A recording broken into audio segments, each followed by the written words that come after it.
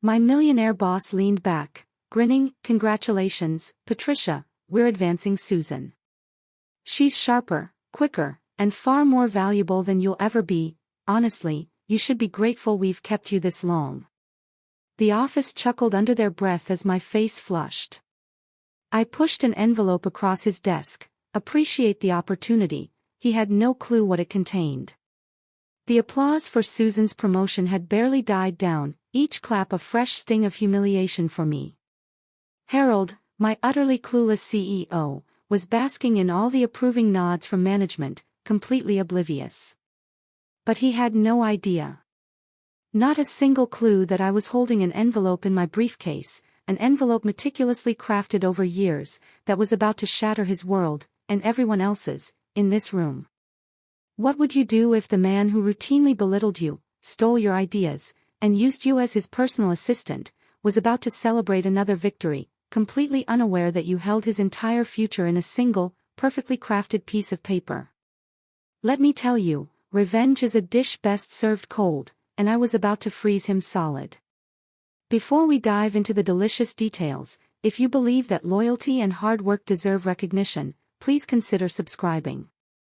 It really helps us reach more women facing similar challenges. Now, let's see how this revenge unfolded. But let me back up, way back to where this all really started. Not today. Not even last week, when Harold called this meeting. This began 15 years ago, when I first walked through those gleaming glass doors. I was 25, fresh from business school, my hair in a neat bun, my mother's pearl earrings for luck, and a leather portfolio my father gave me for graduation tucked under my arm. I honestly thought I was walking into my dream job at Meridian Solutions. Harold was different then. Younger, hungrier, still trying to prove himself worthy of the CEO position his father-in-law had just handed him. He hired me as a junior marketing associate, promising growth opportunities, mentorship, the whole package. And I believed him. I needed to. My college loans weren't going to pay themselves, and Harold's offer was generous enough for me to get my own apartment, to finally feel independent. Those early years were intoxicating. I threw myself into every project, staying late to perfect presentations, coming in on weekends to research new markets, volunteering for assignments nobody else wanted. When Harold needed someone to handle the massive Miller Industries account, I raised my hand. When the Henderson Group demanded a complete rebranding strategy in 3 weeks, I made it happen, practically living at the office. When our biggest client threatened to leave over a competitor's lowball offer, I flew to Chicago on my own dime and saved that relationship. Each success felt like a stepping stone, building blocks towards something bigger, something I genuinely believed in.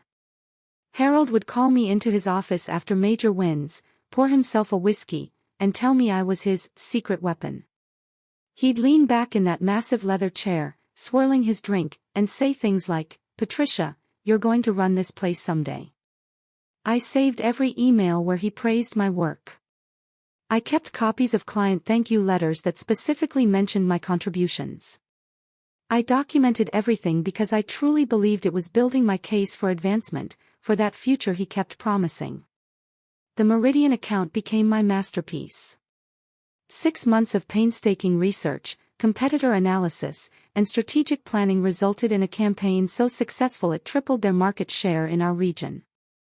The day the client called to extend their contract for another 5 years, Harold scheduled an emergency meeting. I walked in, my heart thrumming with excitement, expecting congratulations, maybe even a discussion about that promotion he'd been hinting at for years. Instead, Harold announced that Tom Richardson would be taking over as marketing director.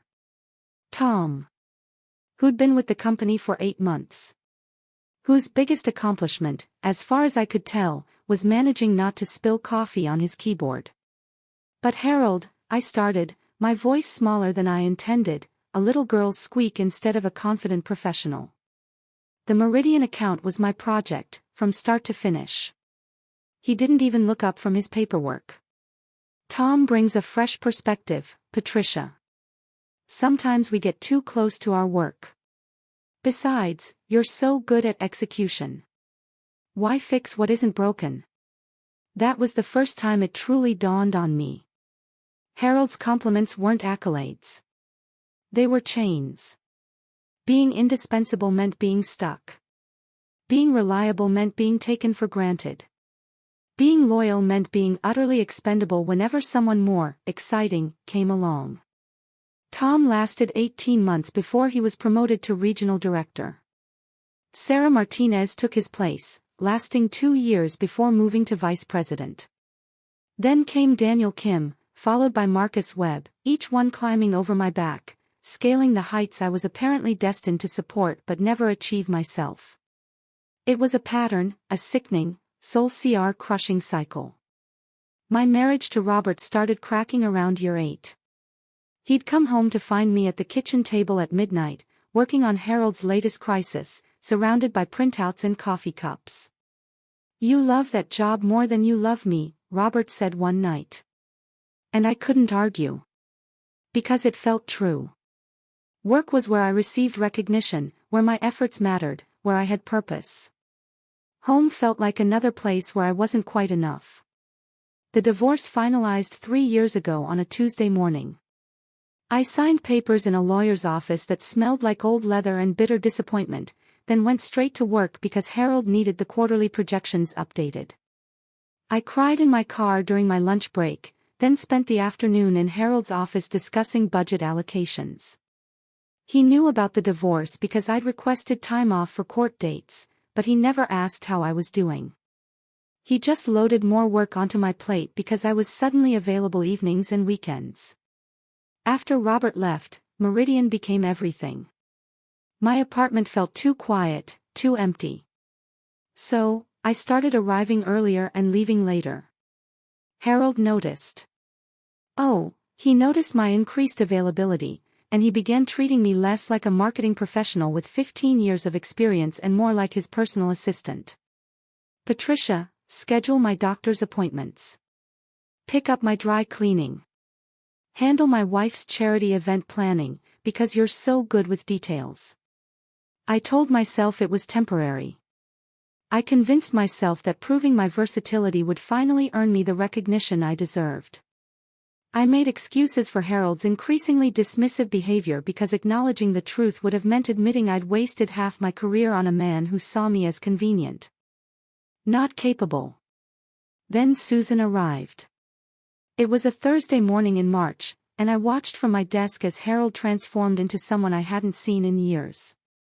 He stood when she entered his office. He offered her coffee from his personal machine, the good stuff he usually reserved for board members. Through his glass office walls, I could see him leaning forward, engaged in a way that made my stomach clench with familiar dread. Susan was younger than me, but not inexperienced. 38, with an impressive resume and the kind of confident energy that filled a room. She wore a burgundy blazer that probably cost more than my monthly car payment. And she spoke with Harold like they were equals, discussing mutual interests rather than interviewer and candidate. I knew Harold was going to hire her before she even left the building. I knew she'd get the marketing director position I'd been performing without the title for 3 years. I knew because I recognized the look in Harold's eyes, the same predatory interest he'd shown with Sarah and the others. What I didn't expect was how quickly everything would happen. Susan started the following Monday, and by Friday, Harold was announcing her promotion to marketing director during our regular team meeting. He stood at the head of the conference table, his usual spot for delivering pronouncements, and spoke about Susan's fresh vision and innovative approaches, while I sat there feeling utterly invisible. "Susan brings exactly the kind of strategic thinking we need to take Meridian to the next level," Harold declared, his voice carrying that false enthusiasm he used for important occasions. "Her experience with digital transformation will revolutionize how we approach client engagement." Digital transformation. I'd been pushing for those exact initiatives for 2 years, writing detailed proposals that Harold had dismissed as premature and overly ambitious. Now Susan would get credit for implementing my ideas, using my research, leveraging strategies I developed through months of industry analysis. The management team applauded politely. Jennifer from marketing looked genuinely pleased, probably hoping Susan's promotion would create advancement opportunities for herself. Mike from operations was already discussing integration plans with Harold. David from finance was taking notes about budget allocations for Susan's new department. And I sat there, hands folded in my lap, wearing the same professional smile I'd perfected over 15 years of soul-crushing disappointment. Inside, though, something fundamental was shifting. The hopeful young woman who'd walked through those doors all those years ago was finally, completely, irrevocably dead. In her place sat someone harder, colder, and infinitely more dangerous. After the meeting, I returned to my desk and opened my laptop. I pulled up a document I'd been maintaining for 3 years, adding Harold's latest betrayal to a growing list of grievances. Then, I opened a new browser window and began researching employment lawyers who specialized in discrimination cases. Not because I planned to sue Harold immediately, but because I needed to understand exactly what constitutes actionable workplace misconduct. That evening, I sat in my car in the parking garage for 20 minutes before driving home, meticulously planning my strategy. Harold thought he'd won by promoting Susan over me. He had no idea he'd just made the biggest mistake of his career. The victim he'd created over 15 years was about to become his worst nightmare. And I was going to enjoy every single moment of his destruction. Susan's appointment was just the catalyst. The real explosion was already building inside me, and Harold was about to learn that patience isn't weakness. It's preparation. My opportunity came Tuesday morning, during Susan's second week. She stood at the coffee machine, looking incredibly frustrated as it beeped angrily at her selections. Harold's fancy espresso maker required a specific sequence that nobody had bothered explaining to the new marketing director. I approached with my usual morning cup, watching her jab buttons with increasing irritation. "Try holding the brew button for 3 seconds first," I said, stepping beside her. Harold never tells anyone, but the machine resets itself overnight. Susan looked at me with genuine gratitude, not the polite acknowledgement most new hires offered. "Thank you." I was starting to think it had something against me personally.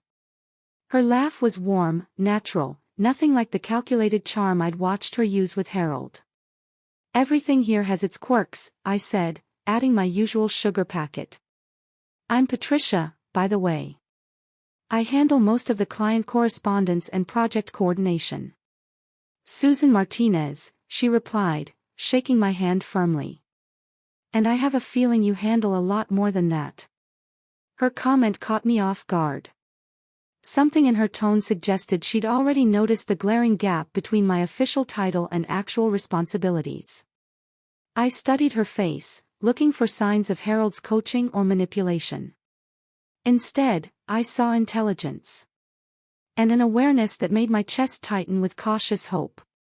"Harold mentioned you've been here 15 years, Susan continued. "That's impressive loyalty." "Loyalty is one way to put it." The words slipped out before I could stop them. Susan's eyebrows raised slightly, and I realized I'd just given her information Harold wouldn't want shared. "Would you mind showing me around the office properly?" Harold's tour was rather limited. Over the next hour, I walked Susan through our actual workflow, not Harold's sanitized version. I showed her the client files, explained our relationship management system, and pointed out the processes that truly kept Meridian running smoothly. Susan asked sharp questions about client retention rates, campaign effectiveness metrics, and team collaboration structures. Her questions revealed someone who understood business operations far better than Harold's promotional speech had suggested. "Patricia, can I ask you something?" Susan paused beside my desk, glancing toward Harold's closed office door. "Yesterday, Harold explained my role, but nothing he described matches what I'm seeing here. Are there unofficial responsibilities I should know about?" This was my first test. Susan could be fishing for information to report back to Harold, or she could be genuinely trying to understand her new position. I chose my words carefully, watching her reactions for any sign of deception. Harold sometimes focuses on big picture vision rather than operational details. You might find that your actual responsibilities evolve naturally as you settle in. Evolve into what, exactly? Because if I'm honest, some of the projects Harold described sound like work that's already being done expertly by someone else. The directness of her statement surprised me. Susan wasn't playing games or speaking in corporate doublespeak. She was asking me straight out if Harold had hired her to do my job without acknowledging my existence. That's very perceptive, I said, testing the waters further. Harold values fresh perspectives on established processes. Susan set down her coffee mug and looked directly at me. Patricia, I've been in this industry for 12 years. I know when someone's being tactful about a difficult situation. Are you trying to tell me that Harold hired me to replace work you're already doing? Her bluntness was refreshing, a stark contrast to years of Harold's manipulative communication style. I made a decision. A decision that would either end my career or begin my revenge. Over the next few days, I set up careful tests of Susan's character. Wednesday morning, I mentioned Harold's habit of arriving late to client calls, then watched to see if Susan would repeat this information to him. She didn't. Thursday afternoon, I shared my concerns about the Anderson Group's budget issues, wondering if Susan would use this information to impress Harold with insider knowledge. Instead, she asked thoughtful follow-up questions about how we might address their financial constraints. Friday brought the real test. Harold called an impromptu meeting about the Mitchell Corporation proposal, asking for fresh eyes on our strategy. I watched Susan's face carefully as Harold dismissed my input while praising her minimal contributions. After the meeting, I found Susan in the supply closet, gripping a stack of folders so tightly her knuckles had turned white. "Are you okay?" I asked, genuinely concerned. "No, I'm not okay." Susan turned to face me, her professional mask completely gone. "Patricia, what just happened? And there wasn't normal management behavior. Harold treated you like you were invisible, then expected me to agree with his assessment of work you clearly understood better than anyone in that room." Relief flooded through me. Susan had seen through Harold's performance, recognizing his manipulation for what it really was. She wasn't complicit in my mistreatment. She was disturbed by it. "Harold has very specific ideas about how meetings should go," I said carefully. "That wasn't a meeting. That was Harold showcasing his authority while systematically undermining someone who's obviously more capable than he is." Susan set down the folders and crossed her arms. "Patricia, I need you to tell me the truth about what's really happening here. The whole truth. The truth is complicated. Try me. I can handle complicated." That evening, we stayed until well past 7 o'clock. The office building had emptied, except for security guards and the cleaning crew, creating a bubble of privacy where Susan and I could finally speak honestly. I made fresh coffee and settled into the conference room, where we'd have space to spread out documents. "Before we start," Susan said, her voice serious, "I want you to know that Harold has already started making inappropriate comments. Nothing actionable yet, just testing boundaries. Comments about my appearance, suggestions that we discuss strategy over dinner, invitations to after-work events that feel more social than professional." My heart sank. Harold was moving faster than usual. Probably because Susan's competence threatened his control more than previous hires had. "That's exactly how it started with Sarah," I told her, then proceeded to lay out Harold's complete pattern of behavior. I showed Susan the resignation letters from Harold's previous female employees, all citing a hostile work environment, without explicitly naming harassment. I explained how Harold had learned to operate just within legal boundaries while creating conditions unbearable enough to drive women away. "But why haven't you left?" Susan asked, genuinely puzzled. "With your skills and experience, you could work anywhere." The question pierced deeper than I expected. Why hadn't I left? Pride. Stubbornness. Fear of starting over. Or something darker, because leaving would mean Harold won. It would mean accepting that 15 years of my life meant nothing, that my contributions were worthless, that I was exactly as disposable as he claimed. Susan nodded slowly. So, you're planning something? I'm planning everything. The question is whether you're interested in helping me destroy Harold's career permanently, or if you prefer to become his next victim quietly. Susan smiled for the first time all week, and it was nothing like the polite expressions she'd been wearing around Harold. This smile was sharp, predatory, and absolutely beautiful. Patricia, I think Harold made a serious miscalculation when he hired me. He assumed I was just another ambitious woman desperate enough to tolerate his behavior for career advancement. What he doesn't know is that I've been documenting workplace harassment for the Equal Employment Opportunity Commission for 3 years. Harold didn't hire a victim. He hired his worst nightmare. The room felt electric with possibility. Susan wasn't just agreeing to help. She was revealing that she'd been fighting Harold's type of abuse professionally, even before she met him. Together, we weren't just two angry women. We were Harold's complete destruction, walking through his door with briefcases and business cards. Then we need to establish ground rules, I said, opening my laptop. If we're doing this, we're doing it perfectly. That night, I drove home with my mind racing faster than it had in years. Susan's revelation about her EEO experience changed everything. I wasn't just planning personal revenge anymore. I was building a legal case that could permanently end Harold's ability to destroy other women's careers. My apartment felt different when I walked through the door. The same beige walls and second-hand furniture, but suddenly the space bustled with possibility instead of defeat. I cleared my dining room table and spread out every piece of documentation I'd been collecting over the past 3 years. Performance reviews where Harold praised my work while denying promotions. Email threads where he took credit for my ideas. Meeting notes where he dismissed my contributions publicly. But Susan was right about establishing ground rules. Random documentation wouldn't destroy Harold. Methodical evidence gathering would. I opened a new spreadsheet and began creating categories: discriminatory behavior, financial misconduct, client relationship damage, employee turnover patterns. Each incident needed dates, witnesses, supporting documentation, and measurable impact on company performance. My first entry was Harold's treatment during last month's budget meeting. March 15, 2:30 p.m.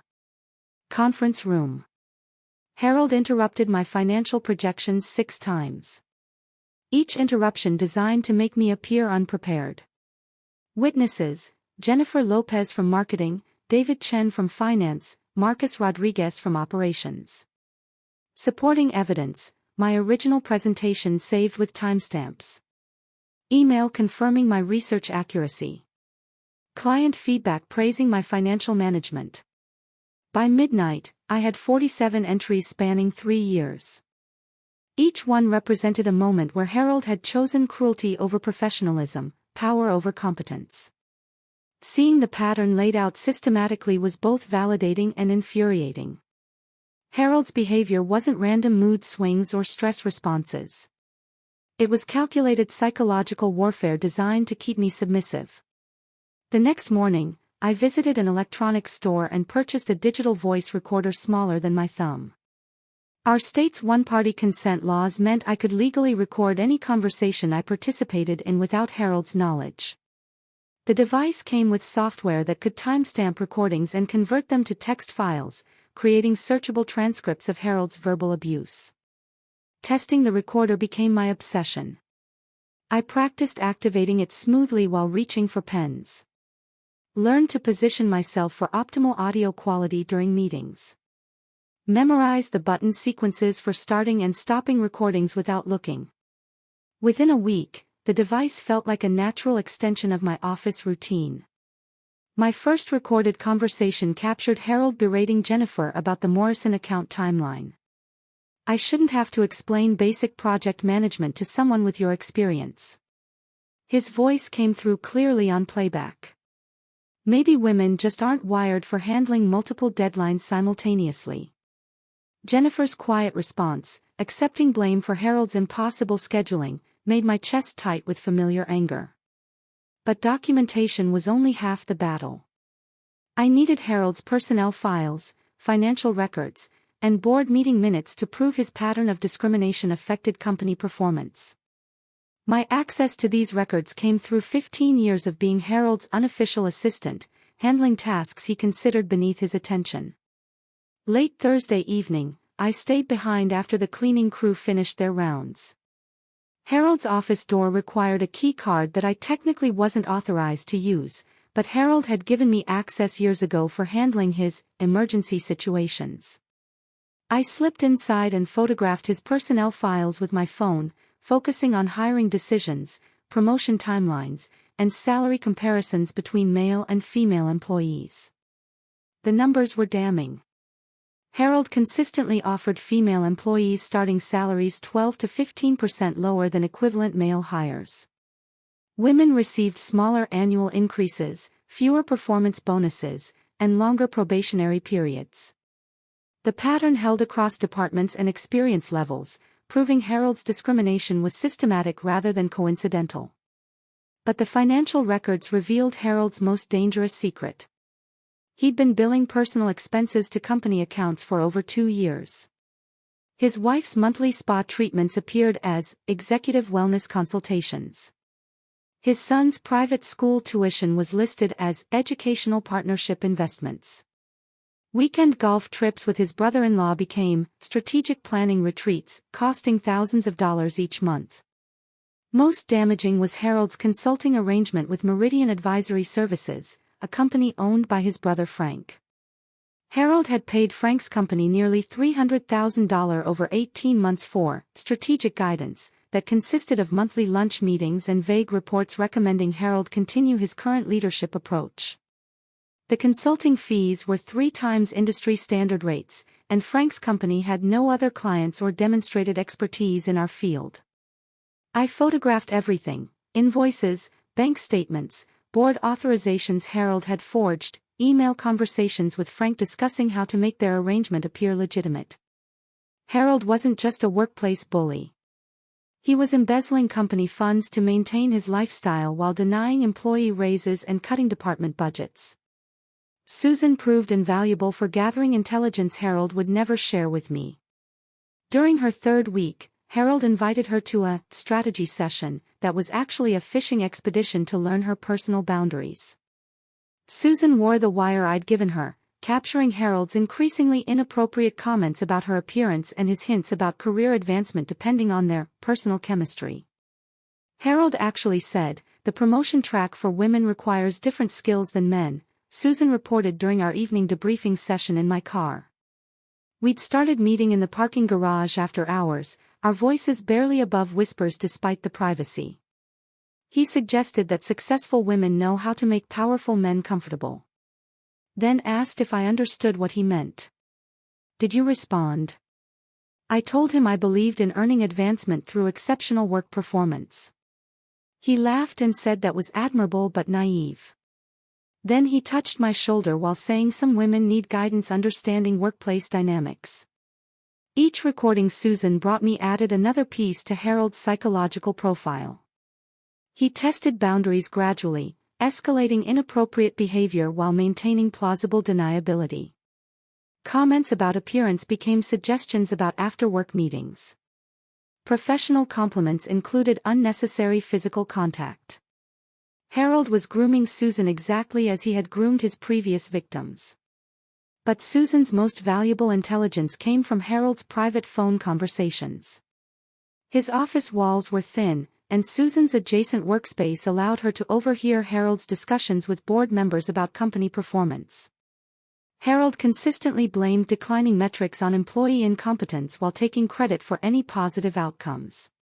He told board chairman Robert Mills that our client retention problem stemmed from inadequate support staff, rather than his own relationship management failures.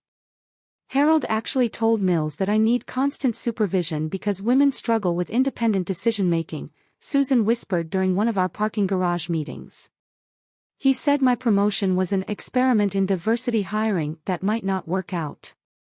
These recorded conversations revealed Harold's true opinions about female employees, opinions that directly contradicted his public support for workplace equality. Every board member conversation Susan captured added weight to our discrimination case, proving Harold's bias affected strategic business decisions. By month's end, we had accumulated evidence that would destroy Harold professionally and personally. Recorded conversations proving deliberate discrimination. Financial documents showing systematic embezzlement. Personnel records demonstrating illegal hiring and promotion practices. Client correspondence revealing Harold's damage to business relationships through unprofessional behavior. But the most powerful evidence was Harold's own words. 3 weeks of recorded conversations where he revealed his true character, his contempt for female employees, his belief that women existed primarily to serve male authority figures. Harold had documented his own destruction simply by speaking honestly when he thought no one important was listening. The final piece came when Susan discovered Harold's plan to fire me before my 15-year anniversary to avoid paying accumulated vacation time and retirement contributions. He discussed the strategy with his brother during one of their fraudulent consulting meetings, outlining how to document performance issues that would justify immediate termination without severance pay. "He's planning to destroy you anyway," Susan said, sliding the recording device across my kitchen table. "Harold told Frank that keeping you around makes him look weak, like he can't control his own employees. He wants you gone before you become a liability." Hearing Harold's casual discussion of my professional execution crystallized my resolve. He wasn't just taking credit for my work or denying me promotions. He was planning to erase 15 years of my career while stealing the retirement benefits I'd earned through loyal service. That night, I organized everything into a comprehensive presentation that would show the board exactly who Harold really was. Financial theft, systematic discrimination, client relationship damage, employee harassment, and illegal termination planning. Each section included timestamps, witnesses, recorded conversations, and documented business impact. Susan and I spent hours rehearsing our revelation strategy. She would continue playing Harold's ideal victim while I prepared for the confrontation that would end his career. The envelope I'd prepared wasn't just a resignation letter. It was Harold's complete professional obituary, written in his own words and documented with irrefutable evidence. Harold thought he was playing chess while I moved checker pieces. He had no idea I'd been learning an entirely different game. Teaching Susan to manipulate Harold without losing her soul became my most delicate challenge. We met at a coffee shop 3 blocks from the office, far enough to avoid unexpected encounters with colleagues. Susan stirred her latte nervously, still processing the scope of evidence we'd accumulated. "I need you to understand Harold's psychological triggers," I began, sliding a notebook across the small table. "He operates on validation and control. Feed his ego and he'll reveal secrets he should keep private. Challenge his authority and he'll destroy you professionally." Susan opened the notebook to pages of behavioral observations I'd collected over years of working with Harold. "He needs to feel like the smartest person in every room," she read aloud. "He craves acknowledgement for ideas that aren't his. He becomes defensive when questioned about details because he rarely understands implementation. Tomorrow, try asking his opinion about the Henderson Group's quarterly review. Tell him you value his strategic insight. Harold will spend 20 minutes explaining marketing concepts you understood before you graduated college, but he'll also accidentally reveal confidential client information he shouldn't share. Won't he realize I'm manipulating him? Harold's biggest weakness is believing his own superiority. He thinks women naturally defer to male authority. So your questions will feel like appropriate respect rather than strategic intelligence gathering." The next day, Susan executed our plan perfectly. She knocked on Harold's office door around 10 a.m., carrying a legal pad and wearing an expression of professional confusion. Through his glass walls, I watched Harold's posture change from distracted annoyance to pleased attention when Susan asked for his guidance. 25 minutes later, Susan emerged with 3 pages of notes and Harold's complete assessment of our client base, including confidential information about contract negotiations, budget constraints, and competitive threats. Harold had revealed strategic details that should have required board-level authorization to share. He actually told me which clients are considering leaving and why, Susan whispered during our coffee break. He said the Henderson Group thinks our pricing model is outdated, but he's not planning to adjust rates because he believes they're bluffing about terminating their contract. Harold's arrogance was becoming our greatest weapon.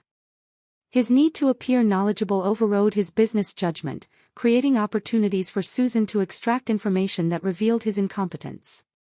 Over the following weeks, Susan perfected her performance. She learned to laugh at Harold's terrible jokes, nod appreciatively during his rambling monologues, and ask questions that made him feel intellectually superior. Her acting was flawless, because it served a purpose beyond mere manipulation. Every conversation with Harold generated evidence for our case. But timing our revelation required surgical precision. The quarterly board meeting was 6 weeks away, providing enough time to gather comprehensive evidence while ensuring Harold felt completely secure before we destroyed him. Susan and I studied the board members' backgrounds, identifying their individual concerns and motivations. Robert Mills, board chairman, cared primarily about financial performance and legal liability. Elena Vasquez focused on employee satisfaction and company culture. Thomas Choung worried about client retention and market position. Dr. Margaret Foster emphasized ethical leadership and community reputation. Each board member would respond differently to Harold's misconduct, requiring tailored approaches for maximum impact. Mills will want hard numbers showing how Harold's behavior affects profitability, I explained to Susan during one of our planning sessions. Vasquez needs employee testimony and documentation of a hostile work environment. Choung requires proof that Harold's damaging client relationships through unprofessional conduct. And Dr. Foster. Foster founded the Meridian Community Scholarship Program. She believes business success should contribute to social responsibility. Harold's treatment of female employees directly contradicts everything Foster stands for, professionally and personally. We developed presentation materials targeting each board member's priorities. Financial analysis for Mills. Employee survey data for Vasquez. Client feedback reports for Choung. Community impact assessments for Foster. Our evidence would speak their language, making Harold's removal feel inevitable rather than vindictive. Susan's role required constant performance pressure that would have broken most people. She had to endure Harold's inappropriate comments while secretly recording them. Accept credit for my work while documenting the theft. And maintain professional composure while planning Harold's destruction. Her strength impressed me daily. Some mornings I wake up wanting to walk into Harold's office and tell him exactly what I think of his management style, Susan confessed during a particularly difficult week when Harold had escalated his inappropriate behavior. What stops you? Knowing that 30 minutes of satisfaction would mean Harold learns our plan and starts covering his tracks. I'd rather endure 6 more weeks of his nonsense and watch him lose everything permanently. Our contingency planning consumed entire weekends. We anticipated Harold's likely responses to our accusations. Denial. Character assassination. Claims of conspiracy. Threats of retaliation. For each potential defense, we prepared counter-evidence that would neutralize his arguments. Harold might claim our recordings were taken out of context. So we documented patterns spanning months rather than isolated incidents. He might accuse us of colluding against him. So we prepared testimony from other employees who had witnessed his behavior independently. He might threaten our careers.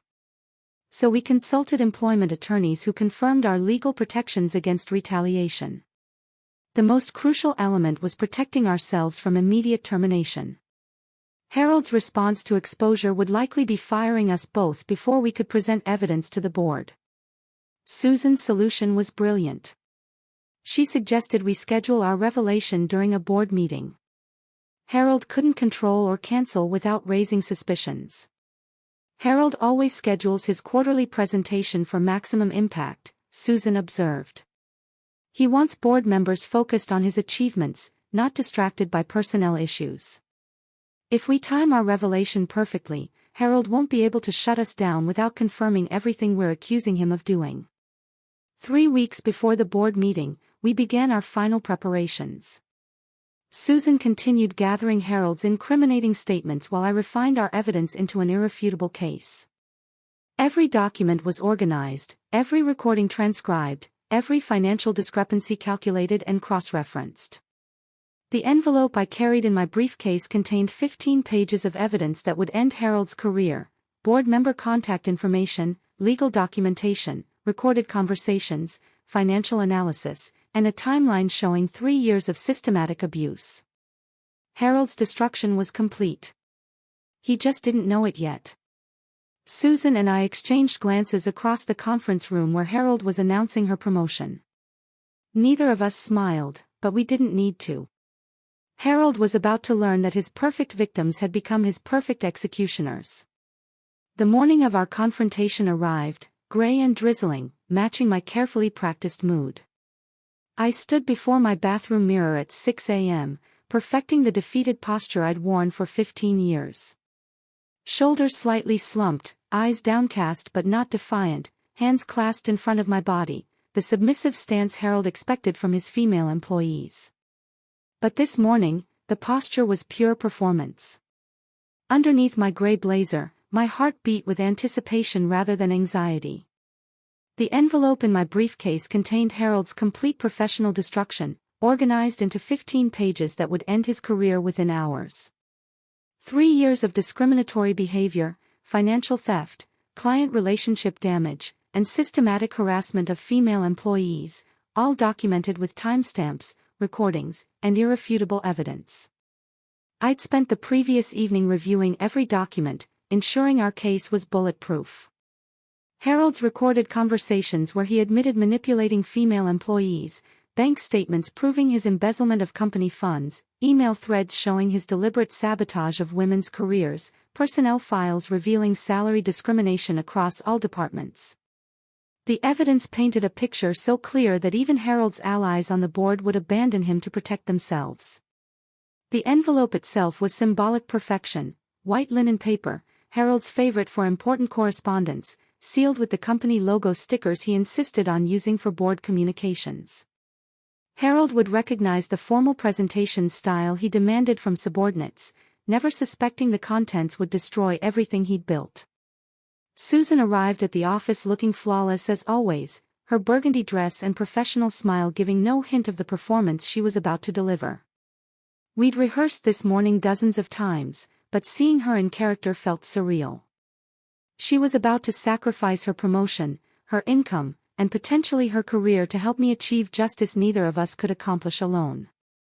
Harold called his special meeting for 10 a.m., gathering the management team in the main conference room for what he believed would be Susan's celebratory moment. Jennifer from marketing brought congratulatory cards.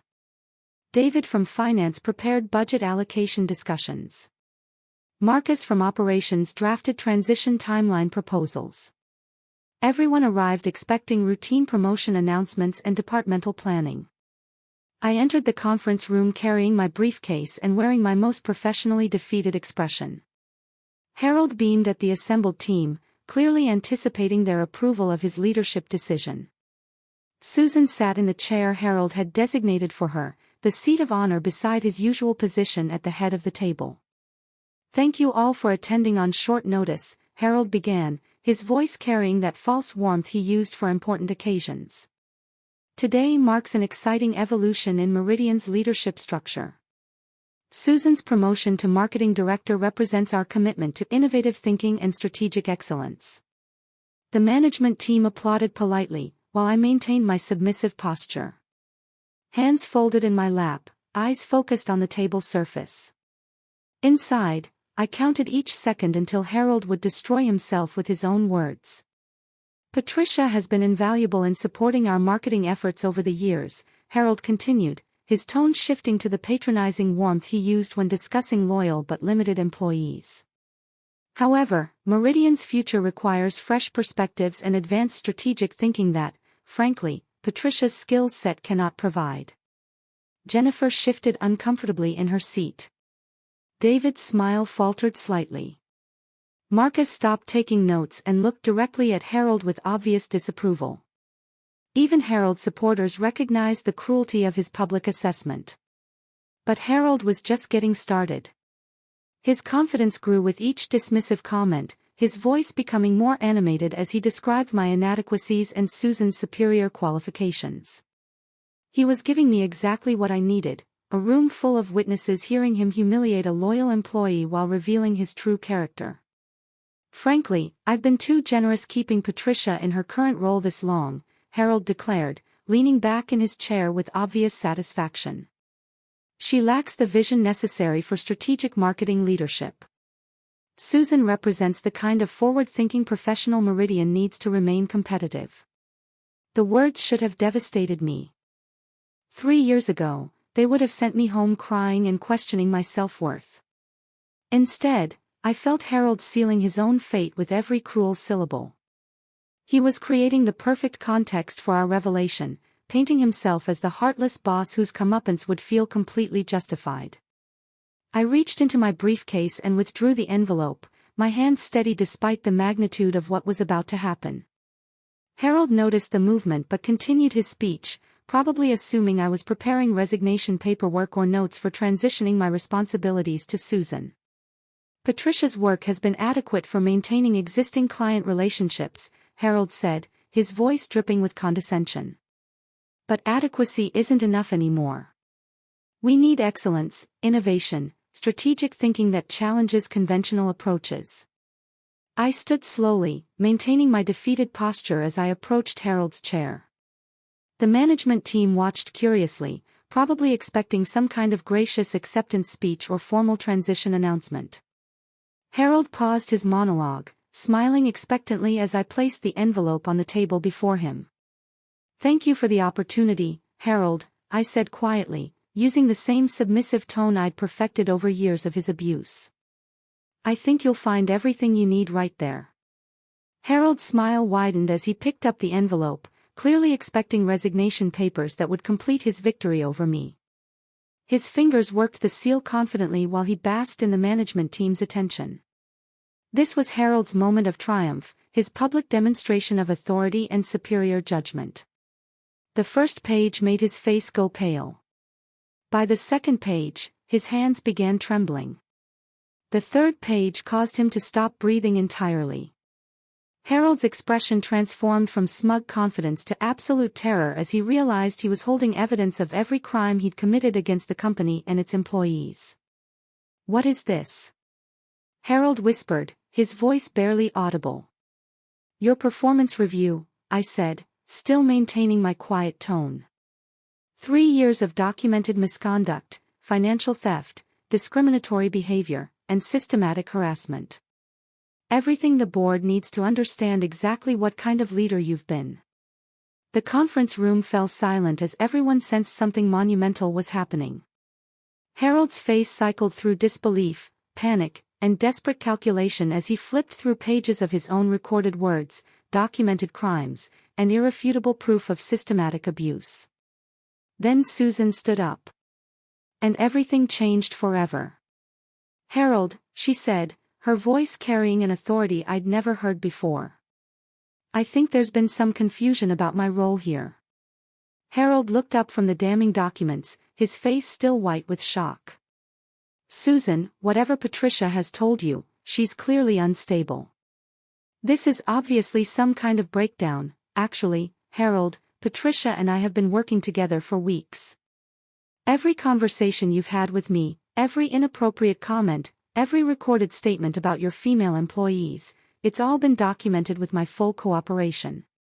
The transformation in Susan was breathtaking.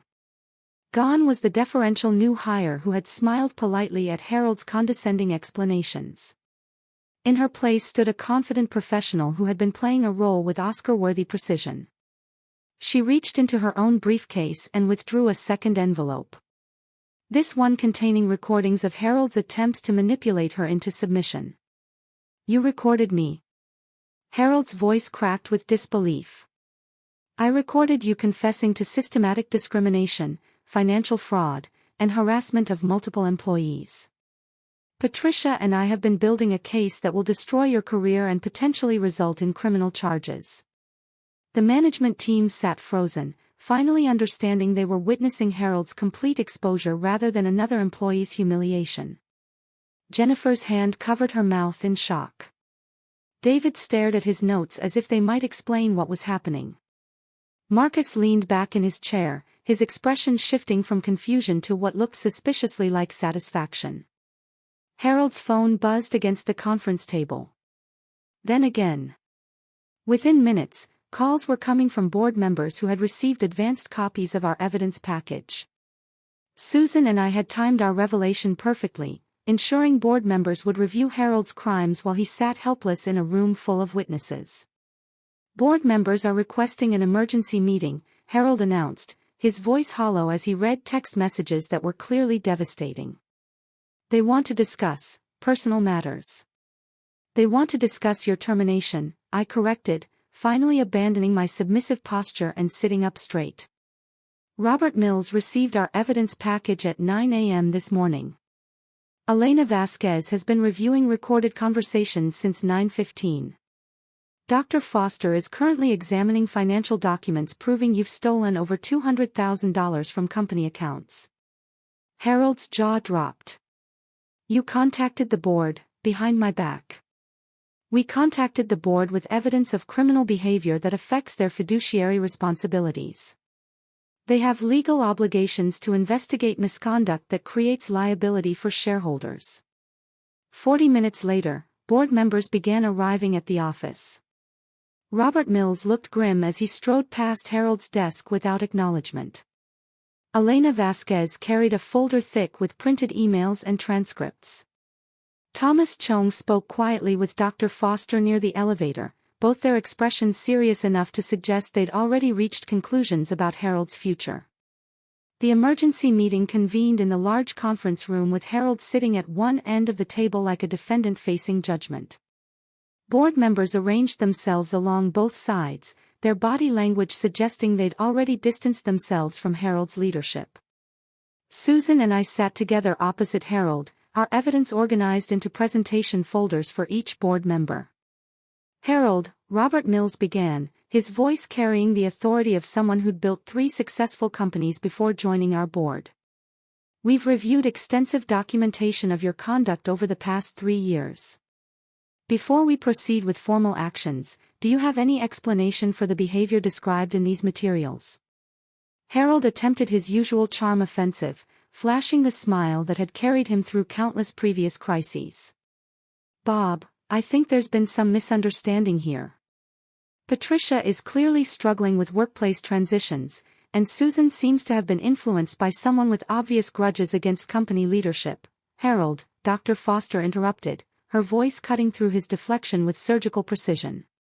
We have recordings of you admitting to discriminatory hiring practices. We have bank statements showing personal expenses charged to company accounts. We have documentation of salary disparities that violate federal employment law. This isn't about workplace transitions or personal grudges. This is about criminal misconduct. Harold's charm crumbled instantly. His face flushed red as he realized his usual manipulation tactics were powerless against documented evidence. Those recordings were taken without my consent.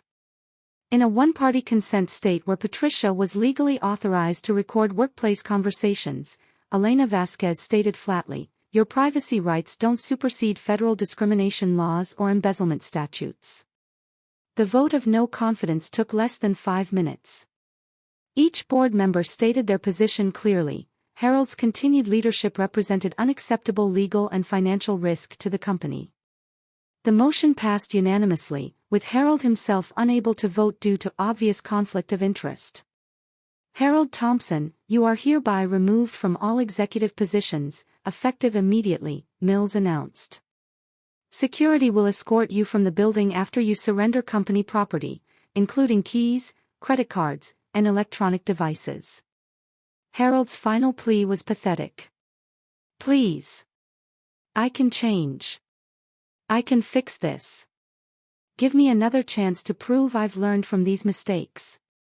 Harold, Dr. Foster said gently. These weren't mistakes. They were choices. 3 years of documented choices that harmed employees, clients, and shareholders. The board cannot ignore evidence this comprehensive. Security arrived within minutes. 2 professional guards who treated Harold with polite efficiency while collecting his belongings. Watching Harold's personal items being packed into cardboard boxes felt surreal. After 15 years of fearing his authority, his expensive fountain pens, framed family photos, golf trophies, and business awards, all the symbols of his success, reduced to objects being inventoried by strangers. Patricia, Mills said as Harold was being escorted toward the elevator. The board would like to discuss interim leadership arrangements. Are you available for a private conversation? 30 minutes later, I sat in the same chair where Harold had once delivered my performance reviews, listening to board members offer me his position. Interim CEO, while they conducted a formal search for permanent leadership. Harold's salary. Harold's office.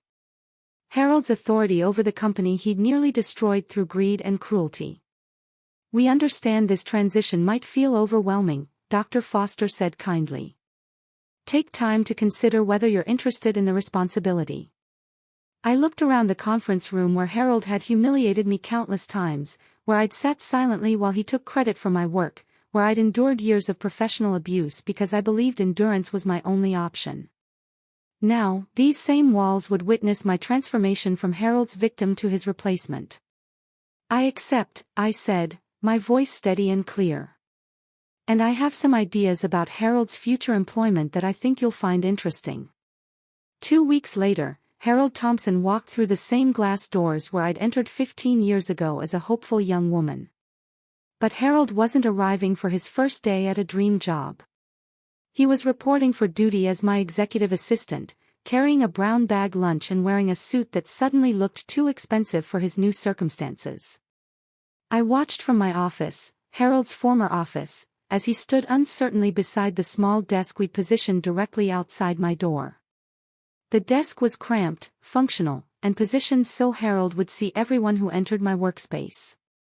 More importantly, everyone would see Harold sitting there, reduced from CEO to secretary, handling appointments and filing papers for the woman he'd spent years humiliating.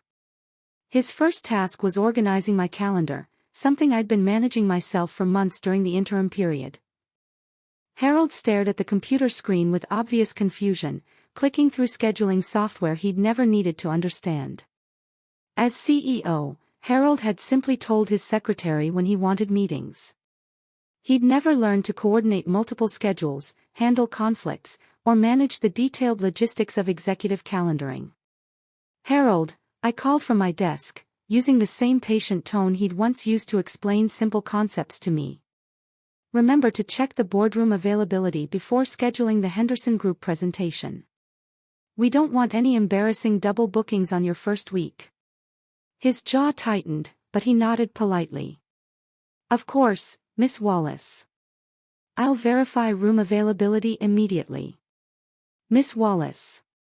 After 15 years of calling me Patricia, dismissing my contributions, and treating me as interchangeable office furniture, Harold was finally using my title.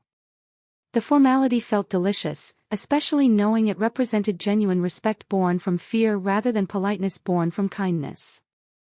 My phone rang and I answered while watching Harold struggle with calendar software through my open office door. Patricia Wallace speaking. Miss Wallace, this is Janet Morrison from Morrison Industries. We're thrilled about the leadership changes at Meridian. Harold Thompson was becoming increasingly difficult to work with, and frankly, we were considering terminating our contract. Your reputation in the industry is excellent, and we're excited about continuing our partnership under your management. Harold's head snapped up at the mention of Morrison Industries, one of our largest accounts. His face went pale as he realized clients were celebrating his removal rather than mourning his departure. The conversation lasted 15 minutes, with Janet praising my professionalism and expressing relief about not having to deal with Harold's condescending attitude anymore. After hanging up, I walked to Harold's desk and handed him a stack of expense reports that needed filing. These require alphabetical organization by vendor, then chronological arrangement by date within each category. Make sure the calculations are accurate to the penny. Harold looked at the papers with obvious distress.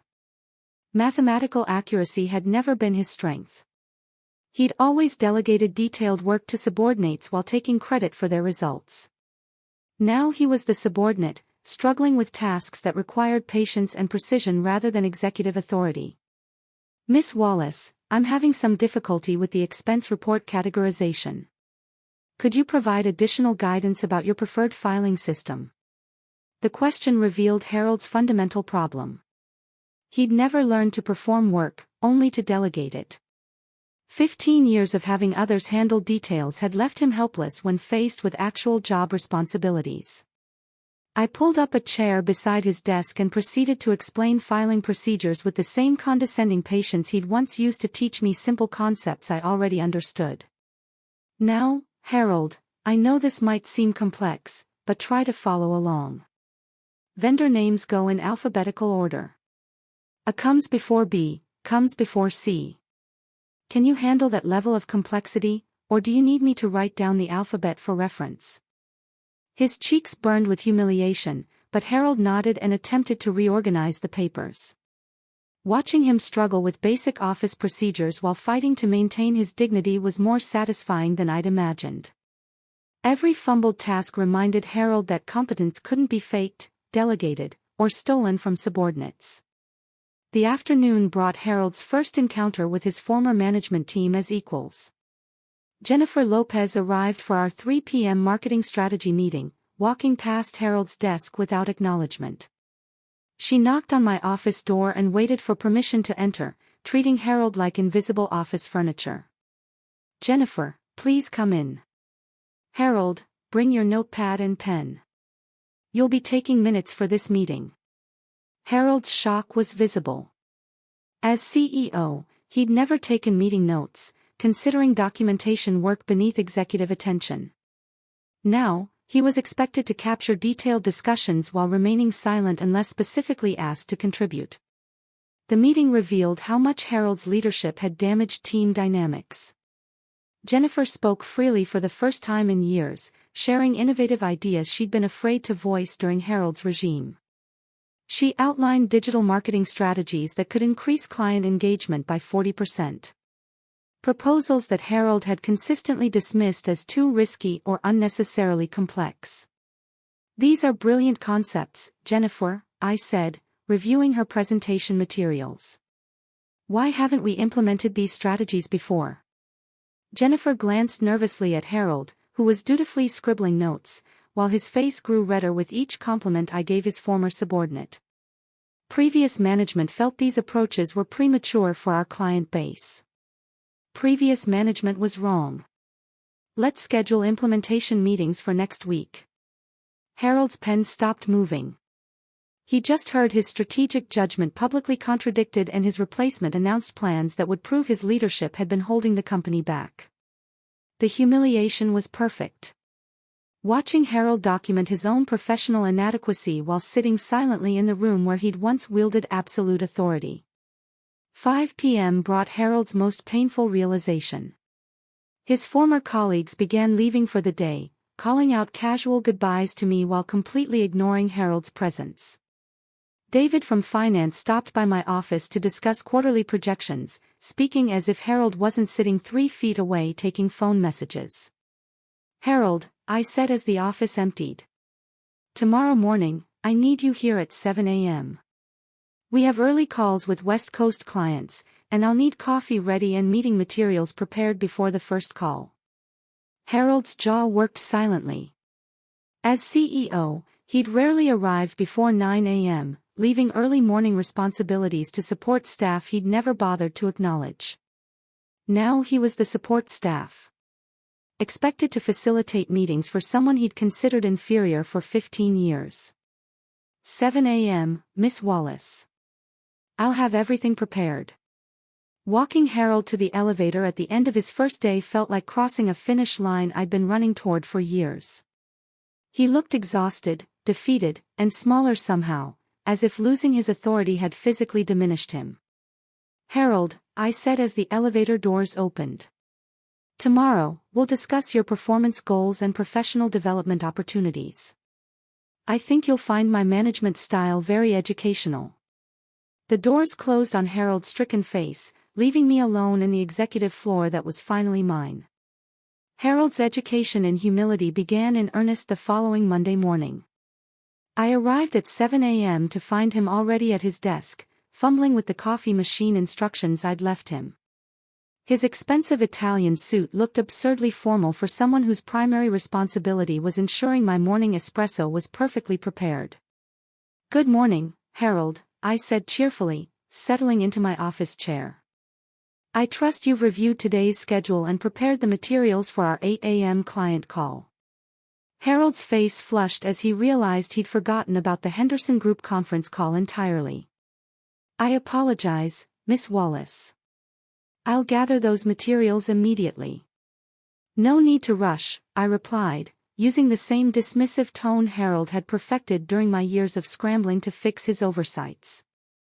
I suppose I should have been clearer about expectations, though I did think basic preparation was obvious for someone with your experience. The phrase hung in the air between us. Harold recognized his own words, the same condescending language he'd used countless times when I'd failed to read his mind about unstated requirements. His mouth opened and closed soundlessly as he processed hearing his favorite put-down delivered with perfect mimicry of his patronizing tone. During the Henderson Group call, I positioned Harold at the conference table with a notepad while I handled the actual business discussion. His job was documentation, not participation, a role reversal that made his discomfort obvious to everyone in the room.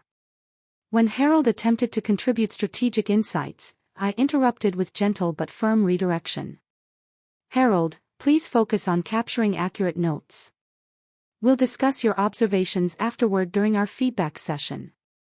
The dismissal was surgical, delivered with professional politeness that made Harold's exclusion from decision-making crystal clear. Jennifer and Marcus exchanged glances across the table, both obviously enjoying Harold's reduction to secretarial duties. The man who had once dominated every meeting was now relegated to silent documentation, while others conducted business. But my real psychological warfare began during our daily check-in meetings. I scheduled them for 4:30 p.m., the exact time Harold used to summon me for his critiques of my performance.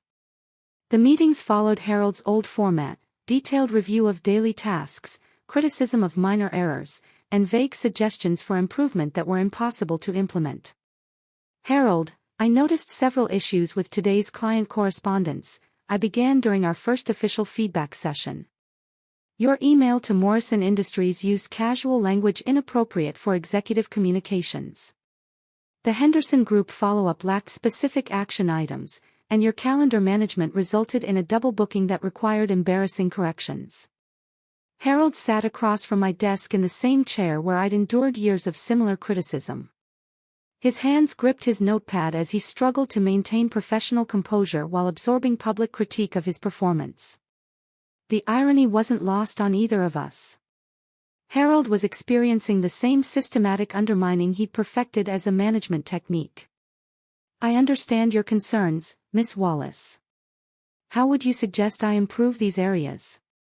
"Well, Harold, I thought effective communication was obvious for someone in your position. Perhaps you need additional training in professional correspondence. I could arrange for you to shadow Jennifer during client interactions so you can observe proper business etiquette." Harold's face went white. The suggestion that he needed training from a former subordinate was devastating enough, but offering to let Jennifer witness his incompetence added public humiliation to professional instruction. Harold was learning that mentorship could be weaponized just as effectively as criticism. 3 weeks into Harold's new position, his facade began cracking during team meetings. When Marcus mentioned budget constraints affecting the operations department, Harold instinctively tried to provide executive guidance. "In my experience, budget challenges require strategic prioritization of core competencies while eliminating redundant expenditures. Harold, I interrupted gently. Your role is documentation, not strategy consultation. Please return to your notes. The correction was delivered with professional kindness that made Harold's humiliation more complete than any harsh reprimand could have achieved. Around the table, his former equals watched his authority being stripped away with calm efficiency. Harold's attempt to reclaim relevance had backfired, emphasizing his irrelevance instead. The breaking point came during Harold's 6th week as my assistant. He'd been struggling with expense report calculations all morning, his mathematical errors requiring constant corrections that delayed important financial submissions. When I called him into my office for our daily feedback session, Harold's composure finally shattered. "Patricia, please," he whispered, abandoning all pretense of professional formality. "I can't do this anymore. This job is destroying me. The humiliation, the menial tasks, watching everyone treat me like I'm invisible. It's unbearable." Tears began flowing down Harold's cheeks as 15 years of arrogance collapsed into desperate pleading. "I'll do anything to get my old life back. I'll change how I treat employees. I'll respect women's contributions. I'll stop taking credit for other people's work. Just please, give me another chance to prove I can be the leader you deserve." I listened to Harold's breakdown with the same cold professionalism he'd once used during my moments of vulnerability. When he finished begging, I handed him a tissue box and waited for him to compose himself before responding. "Harold, actions have consequences.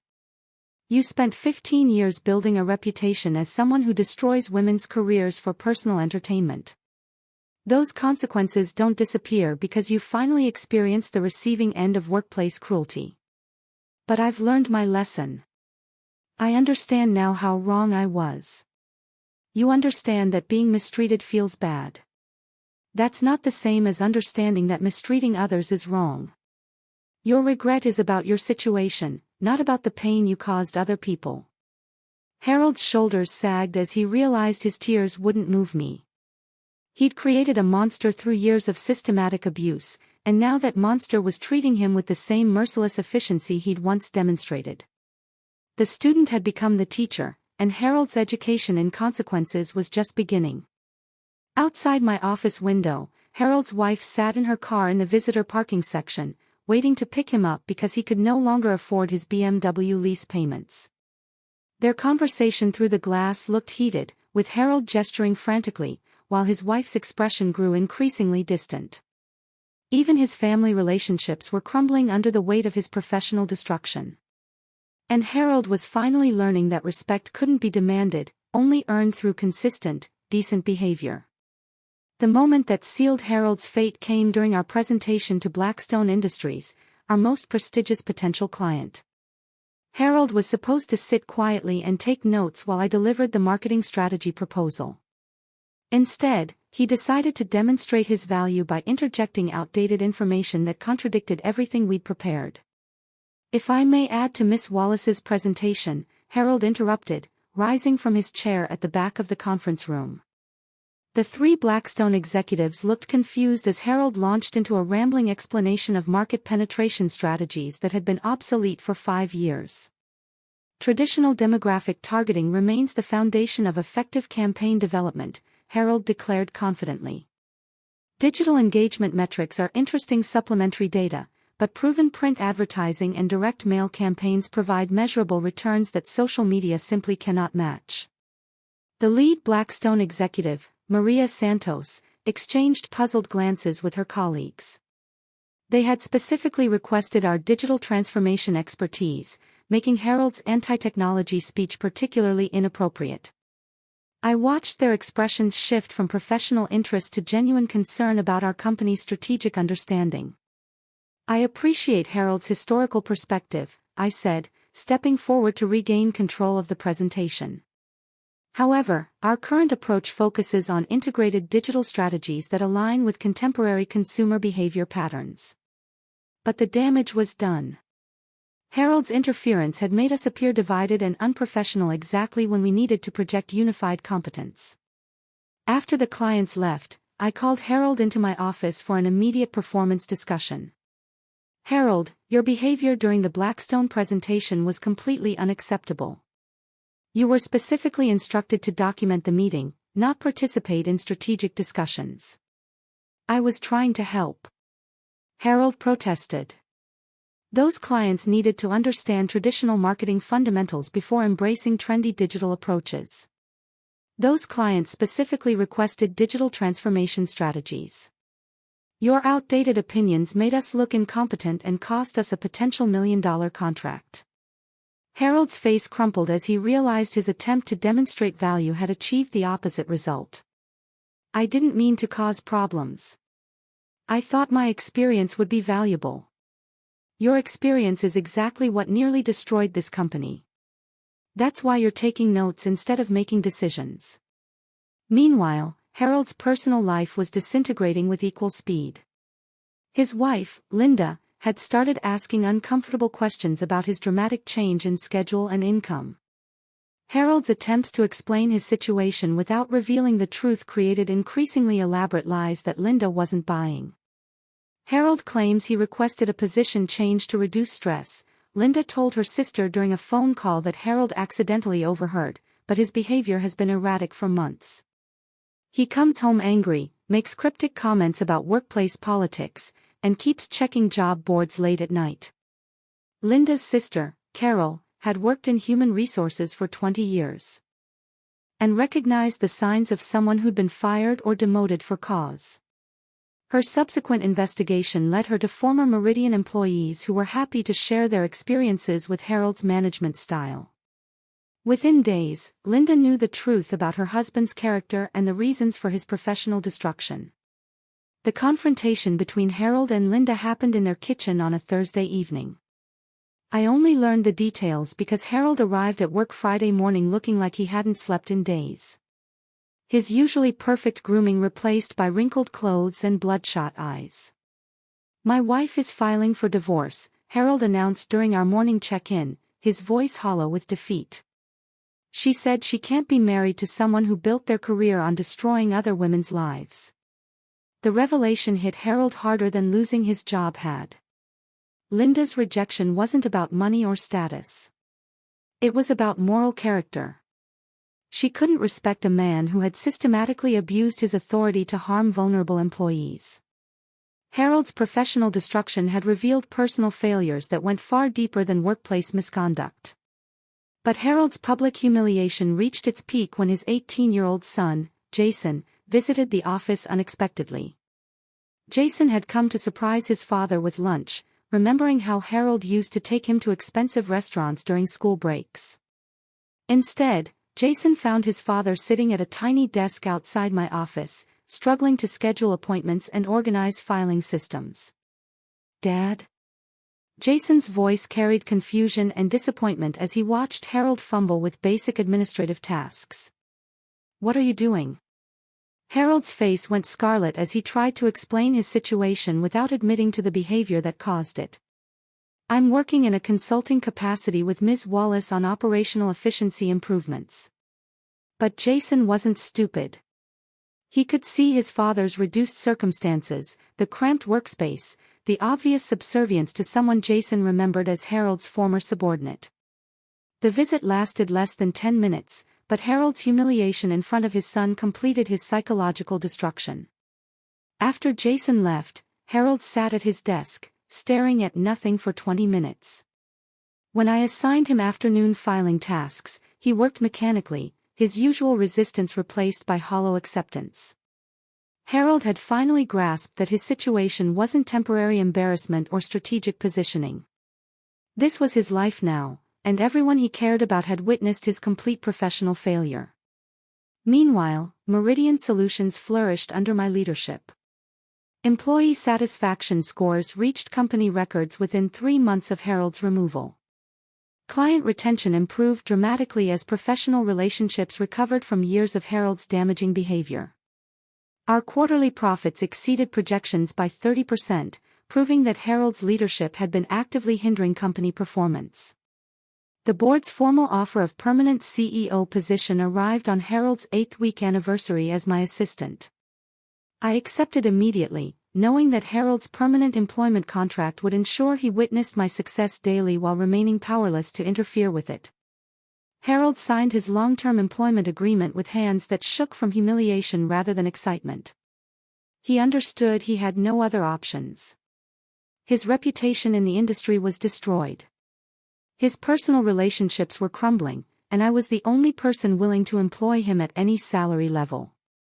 The contract bound Harold to my service for 5 years, with annual performance reviews that I would conduct personally. His future depended entirely on his ability to serve competently while accepting criticism graciously. Harold had become exactly what he'd always considered me to be: powerless, dependent, and completely at his superior's mercy. 6 months into Harold's new reality, I found genuine satisfaction watching him discover skills he'd never bothered developing as CEO. Filing required alphabetical precision he'd never needed to master.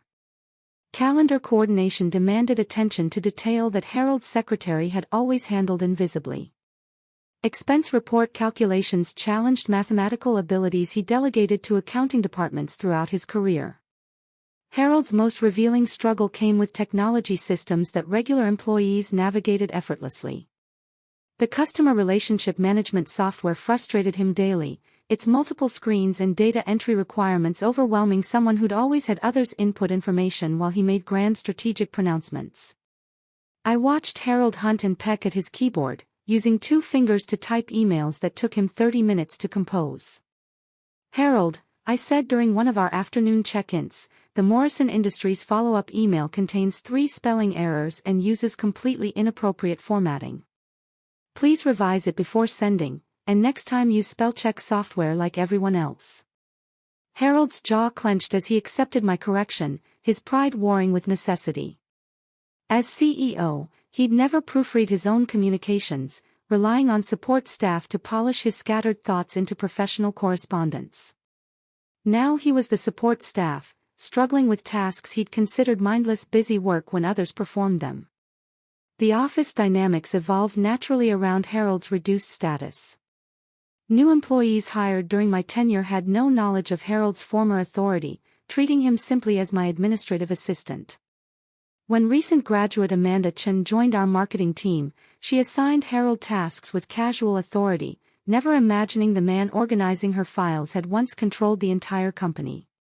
"Harold, could you make copies of these client presentations? I need 50 sets collated and stapled for tomorrow's conference," Amanda requested during her 2nd week, handing Harold a stack of materials without a second thought. "Of course, Miss Chen," Harold replied, accepting the assignment with forced politeness. "I'll have everything ready by 8 a.m. Watching Harold serve someone young enough to be his daughter, someone who possessed the enthusiasm and potential he'd spent years crushing in others, felt like perfect cosmic justice. Amanda treated Harold with basic professional courtesy while remaining completely unimpressed by his presence, a natural response that hurt Harold more than deliberate cruelty ever could. Harold's former allies in management maintained polite distance, their casual friendships evaporating once his authority disappeared. David from finance no longer invited Harold to lunch meetings. Marcus from operations stopped asking for Harold's opinions during departmental planning sessions. Jennifer from marketing scheduled strategy discussions around Harold's availability rather than including him in decision-making processes. The most painful evolution was Harold's relationship with Patricia Rodriguez, his former executive secretary, who had become my senior administrative coordinator. Patricia had endured 5 years of Harold's demanding behavior, working late nights to compensate for his poor planning and last-minute crisis management. Now she supervised Harold's work, assigning him tasks and reviewing his performance with professional detachment. "Harold, the board meeting materials need better organization," Patricia informed him during a typical Tuesday afternoon. "Sort the financial reports by quarter, then arrange supporting documents chronologically within each section. If you're unclear about any procedures, ask for clarification rather than guessing." Harold accepted Patricia's instructions with visible difficulty, his former superiority complex warring with current necessity. He'd never learned her organizational systems because he'd considered her work beneath his attention. Now Harold was struggling to meet standards that Patricia had maintained effortlessly, while also handling Harold's constantly changing demands and unreasonable deadlines. But the most profound change in Harold was his gradual recognition of the skills he'd never valued. After months of struggling with detailed administrative work, Harold began appreciating the intelligence required for tasks he dismissed as simple busy work. Calendar management demanded strategic thinking about priority conflicts. Client correspondence required understanding relationship dynamics and communication nuances. Financial documentation needed mathematical precision and regulatory knowledge. "Patricia," Harold said one evening as we finished reviewing his daily performance, "I never realized how complex these responsibilities actually are. When you handled my scheduling and correspondence, I thought it was just basic organizational work." The admission revealed Harold's growing awareness of his own ignorance about company operations. Years of executive isolation had separated him from the detailed work that actually kept businesses running, creating blind spots that explained many of his strategic failures as CEO. Harold's personal growth came through consequence rather than conscience, but the changes appeared genuine.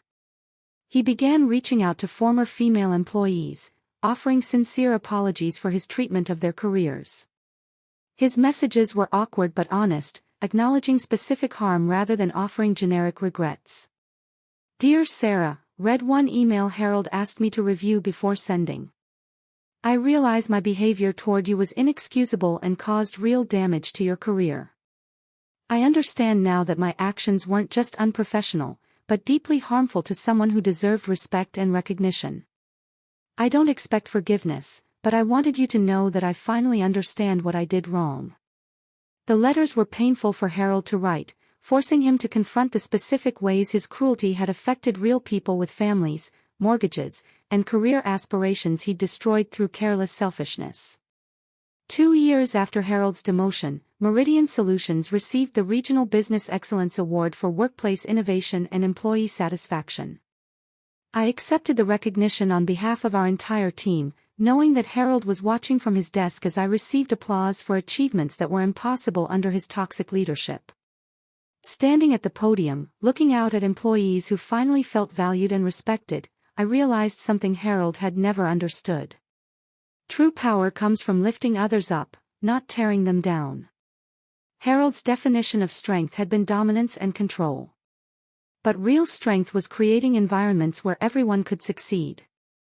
That evening, as Harold cleaned up after our celebration reception, carefully washing glasses and folding chairs, while I reviewed congratulatory messages from industry leaders, I felt complete satisfaction with the justice we'd achieved.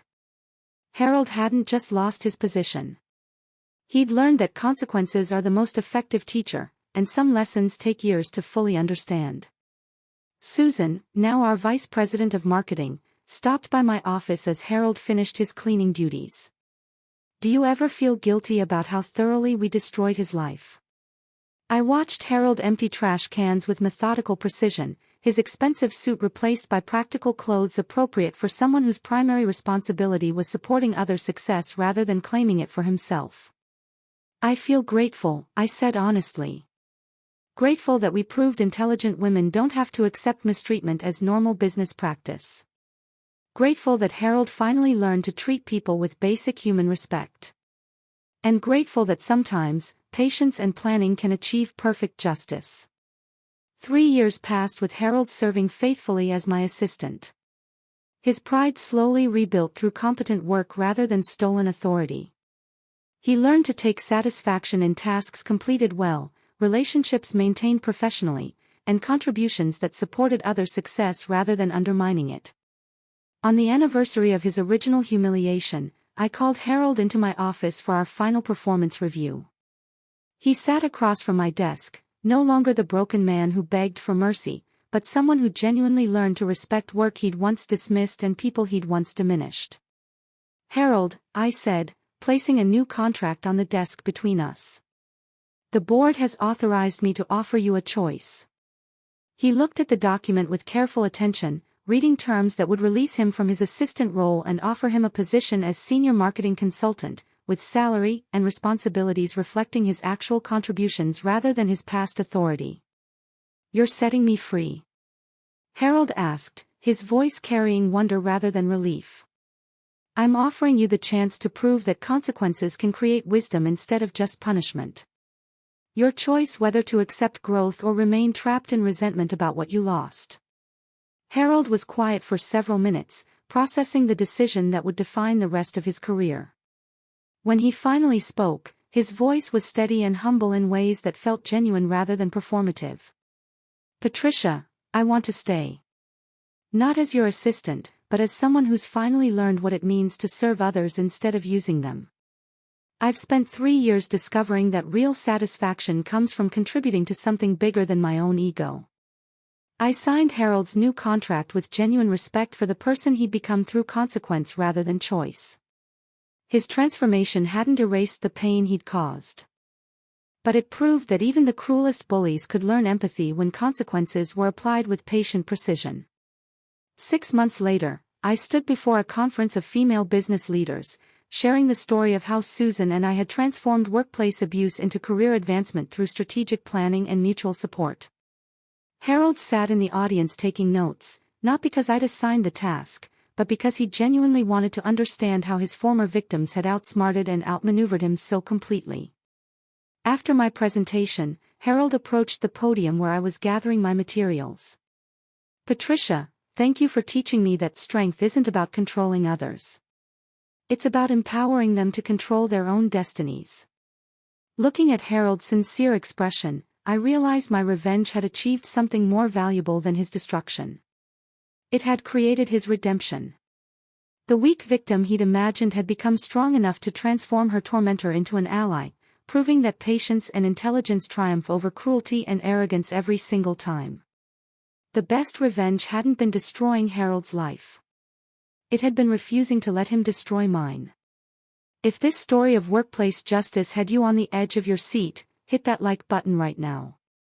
My favorite part was when I slid that envelope across Harold's desk, knowing exactly what destruction it contained.